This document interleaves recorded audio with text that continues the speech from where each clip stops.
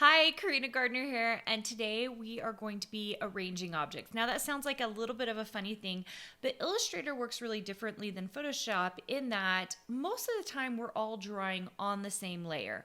So, because of that, we need to move objects around and arrange them differently. So, this is a quick lesson on how to do that. Okay, so you can see I've got a new Illustrator artboard up, so a new document. And all I'm going to do is come over to my rectangle tool and I'm going to create an object, okay?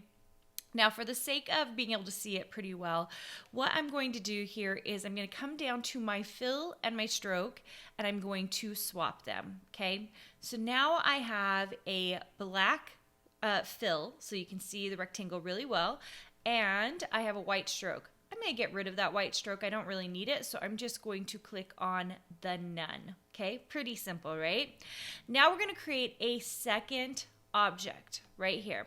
Now what I'm going to do is, if you can see, I have my color window open here. If you go to window, color, you can open your window as well, and I'm just going to grab a color over here.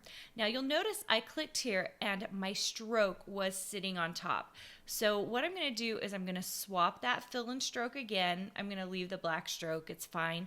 But if you wanted to make sure and only choose, like, be able to add color to your fill, make sure that your fill is forward. You can see I just pushed on it and now it's come forward. And now when I come in, I can change the color here, okay?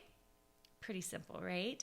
Okay, so arranging objects. Now, generally what happens, unless you have something weird going on, and sometimes that happens to me, what you will have is when you make an object, the next object you make will be above it. So it just like automatically, as you make things, it will be above the previous objects that you made, okay?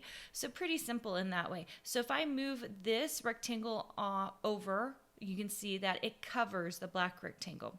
Now, what if I want to move it behind? Okay, this is very simple. All you have to do is make sure you are selected on the object you want to arrange, and you go to Object, Arrange, and you have three choices here: or bring to the front, bring forward, send backward, or send to the back. Now this is when you have multiple items. So I usually just choose send to the back because usually I want it to go backwards one. Okay, or all the way to the back. But if I want it to only go backwards one, say I have like 5 objects here and I just want it to go behind the last one I made, I would just send it backward one. Okay, so let's send it all the way to the back, and you can see now my black rectangle is in front.